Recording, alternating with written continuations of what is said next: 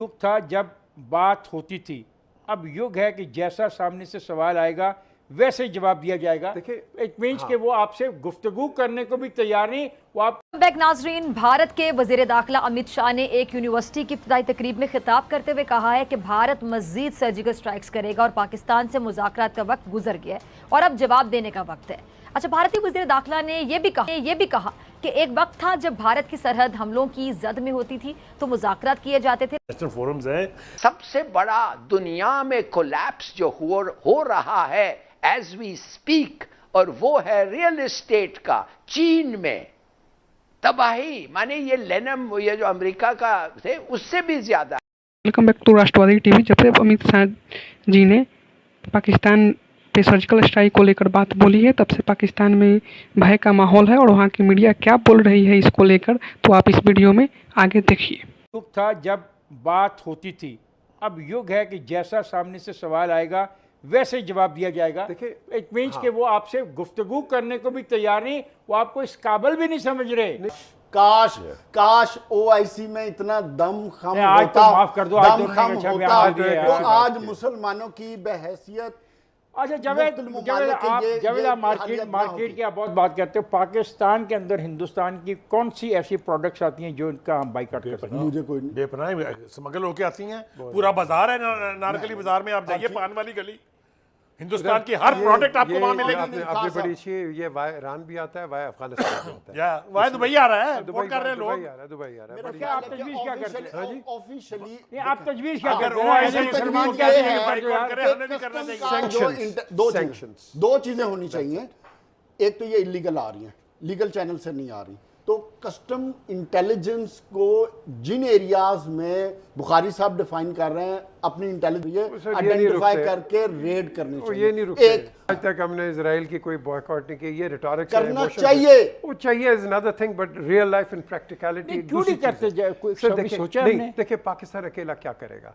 France ने क्या किया? हमने क्या पाकिस्तान अपने मुल्क में नहीं कर सकता। हमने वो पेरियर वाटर की बोतलें बंद कर दी, क्या हुआ? They are back on the shelf.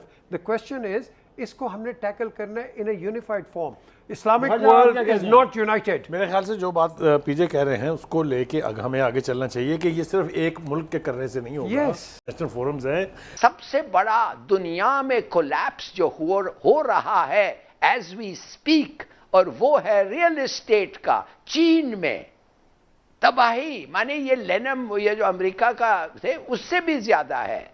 अच्छा, पाकिस्तान में अब आप बोलेंगे कि हम क्या कर सकते हैं? डॉलर का आप कीमत देखें। अब आप मुझे बताएं, डॉलर जब 170-172 है तो क्या चीज हम इंपोर्ट कर सकते हैं भाई? हमारा इंपोर्ट बिल जो 36 बिलियन है वो 50 बिलियन हो जाएगा, होना ही है। और उतना ही चीजें हम ले तो will be 50 billion. Interest rate, inflation इतना अब बढ़ेगा। पेट्रोल 84 बैरल 84 पे जा रहा है, आज शायद 5 रुपया बढ़ गया है पेट्रोल। 100 कितना, 137 हो गया है, 32 हो गया है।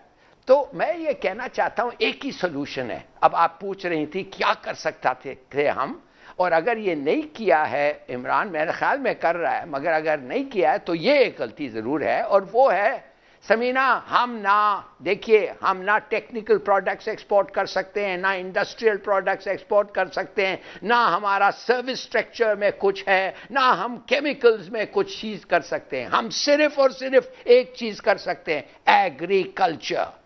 लगाओ लोगों में खैर इन एग्रीकल्चर, एम्प्लॉयमेंट, हर आदमी को डालो एग्रीकल्चर में और प्रोड्यूस, और वो है आपका सबसे बड़ा।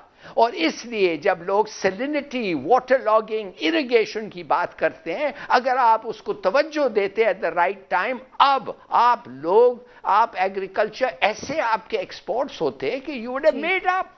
बैक नाजरीन, भारत के वजीर दाखिला अमित शाह ने एक यूनिवर्सिटी की इफ्तिताई तकरीब में खिताब करते हुए कहा है कि भारत मजीद सर्जिकल स्ट्राइक्स करेगा और पाकिस्तान से मुज़ाकरात का वक्त गुजर गया है और अब जवाब देने का वक्त है।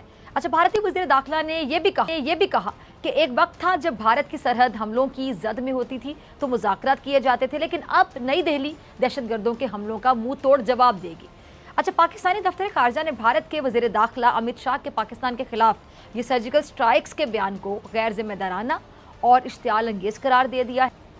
देखिए इस वक्त कौन कौन हमसे नाराज है। जी, अमेरिका हमसे सख्त नाराज है और आपको पता है कि जिस किस्म की वहां पर उनके सेनेट में बातचीत हुई है और कुछ उन्होंने बातें कही है कि हम इन कैमरा करेंगे, और हिंदुस्तान भी हमसे नाराज है और इन दोनों का आपस में बड़ा गहरा नेक्सस भी है। और वज़ीर-ए-आज़म इमरान खान साहब ने अवाम को मुश्किल हालात से जल्द निकल जाने की यकीन दहानी भी कराई। उन्होंने अवाम को ना घबराने का मशवरा भी दिया। अपने जो मुआशी टीम है उनके सरबराह को बार बार इस उम्मीद के साथ बदला ताकि मुल्क की मईशत की जो समत है वो किसी तरह दुरुस्त हो सके और आपे से बाहर महंगाई को लगाम डाली जा सके। लेकिन महंगाई का तूफान नहीं थमा, नहीं नाम लिया थमने का। बिजली, आटा, घी, पेट्रोल सबकी कीमतों को आग लगती चली गई। अब ऐसे में अवाम हुकूमत से पूछ रहे हैं कि अब थोड़ा घबराने की इजाज़त है, घबरा लें, या अब भी मज़ीद महंगाई बढ़ने का इंतज़ार करें कि मज़ीद महंगाई होती तो फिर थोड़ा घबरा लें। अब हुकूमत साबिका हुकूमतों को महंगाई का जिम्मेदार ठहराती है, आपको पता है, जबकि हुकूमत को आए हुए 3 साल से ज़ायद का अरसा हो गया। ऐसे में अब अवाम हुकूमत से महंगाई का हिसाब मांग रहे हैं और कह रहे हैं कि अब दूसरों में मलबा डालना छोड़ दें। हुकूमत बताए, हमने इस हुकूमत को वोट दिया था, ये बताए किसने महंगाई पर काबू पाने के लिए क्या क्या इकदाम किए, क्यों नहीं काबू पाया जा सका। लेकिन अब मौजूदा हुकूमत को आए हुए इतने साल हो गए, 3 साल से ज़ायद का वक्त हो चुका है। अब ऐसे में अवाम तो ये सुन सुन के थक चुके हैं ना कि बढ़ती महंगाई की जिम्मेदार पिछली हुकूमतें, उसकी वजह से अब अवाम आज की बात करना चाहते हैं।